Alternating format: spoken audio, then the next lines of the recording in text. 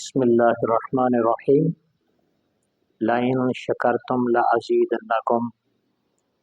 اگر تم میرا شکر کرو گے تو میں تمہیں اور زیادہ عطا فرماؤں گا۔ یہ اللہ تعالیٰ کا ارشاد مبارک ہے۔ جب انسان اللہ کی نعمتوں پر شکر گزاری کرتا ہے تو اللہ تعالیٰ نے وعدہ فرما لیا کہ شکر کرنا تمہارا کام، تمہاری نعمتوں میں اضافہ کرنا، نفع دینا، بڑھانا میرا کام۔ حدیث پاک میں آتا ہے، نبی کریم صلی اللہ علیہ وسلم نے فرمایا، جب عید الفطر کا روز آتا ہے تو فرشتے روزے داروں کو کہتے ہیں، اے روزے دارو تم اپنے رب کی طرف لوٹو، تمہارا رب تمہیں بہتر جزا عطا فرمائے گا۔ دوسری حدیث شریف میں آتا ہے کہ اللہ سبحانہ و تعالی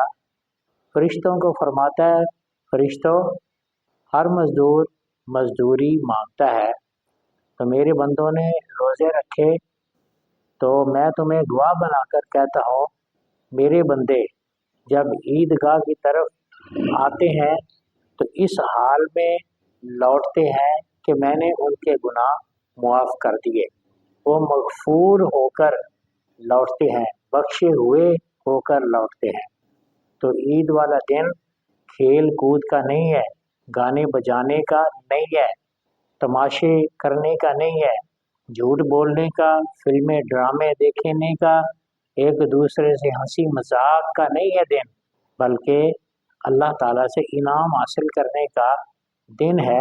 اور اس دن میں ہمیں زیادہ سے زیادہ شکر گزاری کرنی چاہیے، اور فلسطین کے مسلمانوں کے حق میں دعا کرنی چاہیے، کشمیر کے مسلمانوں میں، پوری دنیا کے عالم اسلام کے لیے دعا کرنی چاہیے کہ یا اللہ ان پر رحم فرما، ہماری غلطیوں کوتاہیوں کو معاف کر دے، ہماری کمیوں کو معاف کر دے، ہمارے گناہ معاف کر دے، اور ہمیں اللہ بخش دے تاکہ تو مالک ہم پر راضی ہو جائے۔